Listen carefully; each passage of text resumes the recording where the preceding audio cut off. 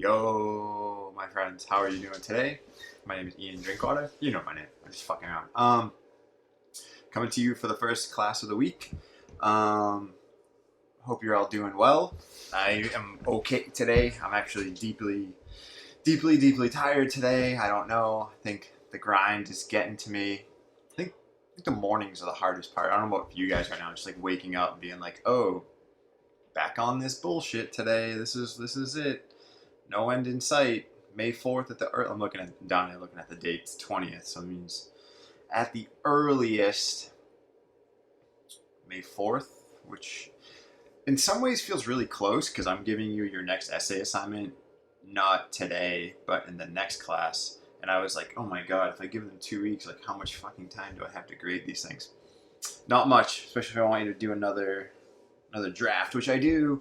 Surprise! Okay, let's get to it. So first things first, you had a personal essay due on Sunday. I hope you did them. I haven't checked them yet because seeing everyone not doing them gives me anxiety, even though I know, like, I get it. And if you've done it, fine. If you haven't done it, fine. But I haven't done that. I feel like my wife is yelling at my dog. It's really distracting. Or she's yelling at me. I hope she's not yelling at me. Yeah, so welcome.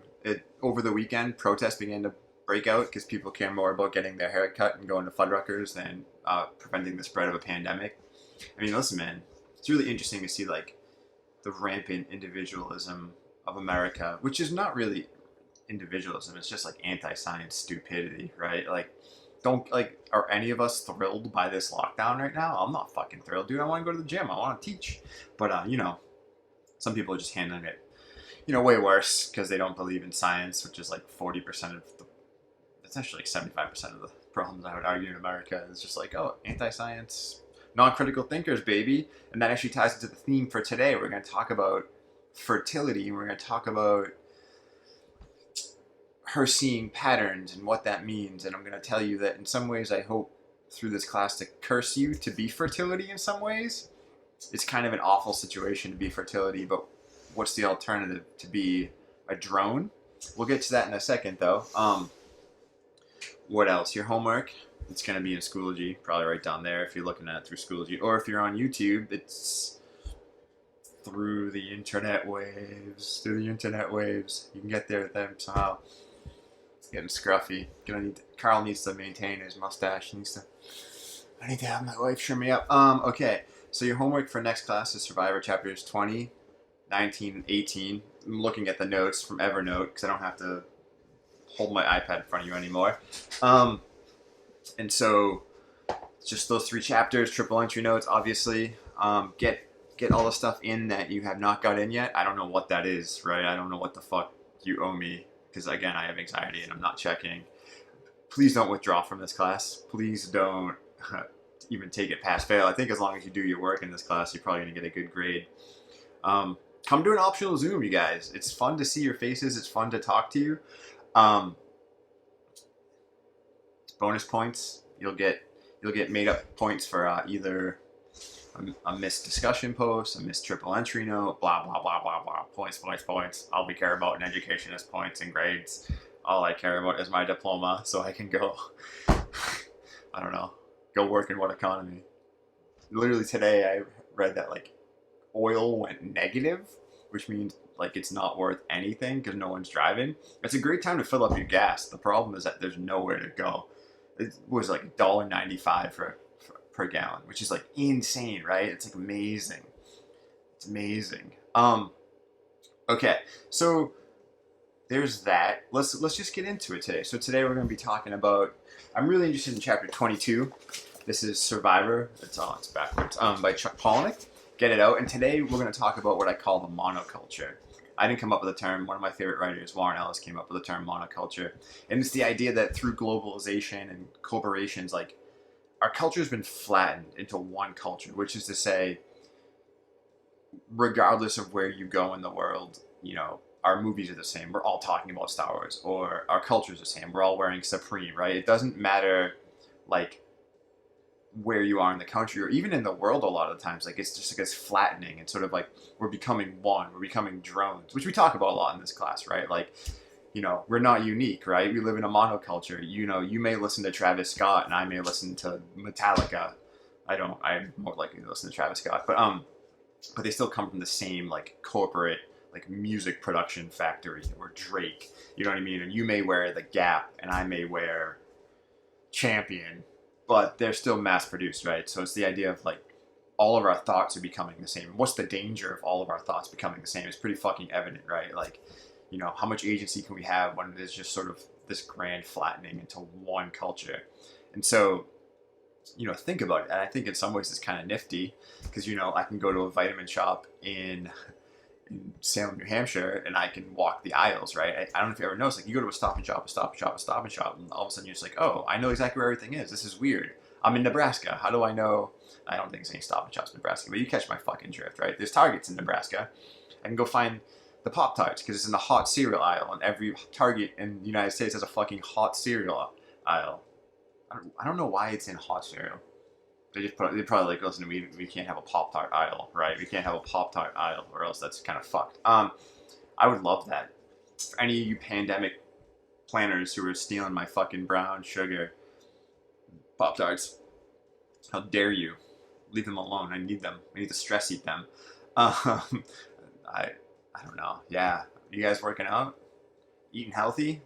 I feel like every day is a challenge. Every day is a challenge. One day at a time, man. Alcoholics Anonymous or, you know, it's addiction. I get it, though. I get it at this point. Can't wake up and be like, oh my god, I need 2 more weeks of this shit. Are you serious? At the least, I had a little teary eyed over the weekend. I was just walking my dog and I just like missed things all of a sudden. I was like, oh my god, I just like miss stuff. I'm not even an outgoing guy. Like I teach you guys and then I go home and I chill. But I'm just like, I want to go to the movies or like I just want to go to the gym. But again, I'm not advocating opening anything up early because I don't want to kill people because I may be asymptomatic. Who knows? Who knows how many of us in this class have COVID, right? Who knows? So that's what we're talking about, right? We're sort of, you know, people in this country want to reopen the monoculture because going to Fuddruckers is more important than protecting other people. Rah, rah, America, baby, #1. I mean, I love America, don't get me wrong. I guess I do. Do I love America? I live here. I want it to be better. I believe in the ideals that we've never met. There you go. You can write that one down. We have these ideals, these purported ideals, you know. All men are created equal, but we held slaves when we wrote that. Okay, that's fine. So let's quickly talk about fertility. Let's talk about her talking to Tender. And she sort of sees Tender as this way out from the monoculture. And I want us to think about it like, I'll say this before I read it, like I want you guys to leave this class a little bit like fertility, right? Like she's exhausted because she can see all the things coming, right? And theoretically, you'll leave this class with a bit more critical thinking, or at least I've been drilling it into your head about metacognition. So you'll begin to question things, right? You might be able to see like what's going on underneath the surface of bullshit, regardless of your political or your spiritual alignment, right? You can see that things just seem so barefaced, and she's exhausted by it, right? And it can be exhausting. You're like, oh my god, we're just making the same mistakes over and over and over again. But what's the alternative? Would you rather just fucking a drone, just buying the Supreme brick and playing PlayStation 4, which again, I play PlayStation 4 and I'm wearing Express, or is there something to sort of seeing the patterns and questioning them? Can we be at all free if we can question things a little bit? Un po, as the Italians would say. And so let's get out your books or get out the stolen edition that I emailed you. There's really no excuse to not do this. Unless you're not watching these videos. I don't fucking know if you're watching the videos. Who knows? Scruffy. 5-year anniversary is coming up. I keep looking at my ring tape for some reason. Gonna be in quarantine. I would rather not be in quarantine for my 5-year anniversary, even though, you know, marriage is bullshit. Well, she knows. She knows. That's why we get along well. Turn to page 111 in Survivor. It's chapter 22 if you don't have pages. And this is fertility. She's talking to Tender. And if you've been reading, you know that Tender's buzz and all celebrities is worth is their buzz, right? You're only as good as how many people are fucking talking about you. His buzz is dwindling, and fertility's been feeding him disaster that he can predict, right? So he can sort of stay above the crest of his dwindling fame. It's really interesting because it was written in '99, and now it feels like celebrities just somehow maintain their fame. Like someone like Tender, would he? I don't know. I don't know if you guys think like would he maintain his fame? He'd probably have some. There's so many fucking TV stations that you can just like stuff has-beens. That you could still have a TV show. Maybe he wouldn't be selling his his Bibles or his books of very common prayer, but there would probably be a market for him. Anyways, page 111. And fertility's talking to Tender through a glory hole. We didn't get to talk about glory holes in this class. Google it. You're on your computer or your phone right now if you don't know what it is. So they're talking, and fertility in this section referred to as the mouth. She's talking to the fertility. And so fertility says, the mouth says, do you have any idea how boring it is to be me, to know everything, to see everything coming from a million miles away? It's getting unbearable, and it's not just me. Think of that. If we leave this class and we're like, I can just see this is just rampant consumerism, and this is just people caring more about GDP than fucking, I don't know, this pandemic really hit a time where I feel like ranting about it, because it just like seems so obvious if you take a step back and like, oh, they just care about profits. They don't really care. It's not really about like the right to open something up. It's just because a select few people, anyways, I'm sounding super Marxist today, but I don't know, am I Marxist? I don't think so.